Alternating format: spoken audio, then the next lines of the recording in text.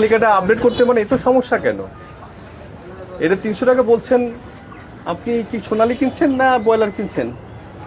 কোনটা কিনছেন? ব্রয়লার মুরগি কত করে চেয়েছে? 180 টাকা করে। ব্রয়লার মুরগি চেয়েছে 180 টাকা কেজি। 100 টাকা, 180 টাকা কেজি। আচ্ছা ঠিক আছে থাক, কিন্তু উনি তো লেখেননি আমি ব্রয়লার সোনালির দাম বেড়ে যাচ্ছে। অনেকে অনেক রকম করে সোনালির দাম নিচ্ছে, কেউ 300 টাকা নিচ্ছে, কেউ 350 নিচ্ছে, কেউ 370 নিচ্ছে। আমাদের কিন্তু 700 টাকা 10 টাকা কমে বিক্রি করি। তা আমরা সেটা মূল্য তালিকা তো আপনি কোনো রকম লেখেননি ভাই, মূল্য তালিকাটাও লিখতে হবে আপনাকে। সোনালী অরিজিনালটা তো পাওয়া যাচ্ছে না, অরিজিনাল নাই। আচ্ছা যেইটা আছে সেটাই বিক্রি করেন। চিকনটা তো পাওয়া যাচ্ছে না স্যার। 80 টাকা মানে 800 দাম 900 দাম ওটা কত নিচ্ছে?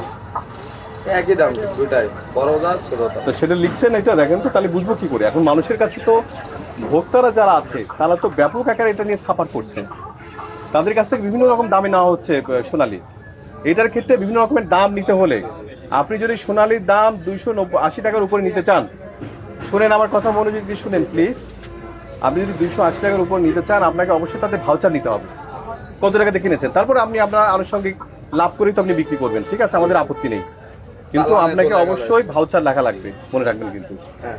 তো এটা ছাড়া যেমন মূল্য তালিকা নেই, আপনাকে 2000 টাকা জরিমানা করছি, সতর্কতামূলক করছি, কারণ এটা আপডেট করার জন্যই বোর্ডটা দেওয়া হয়েছিল।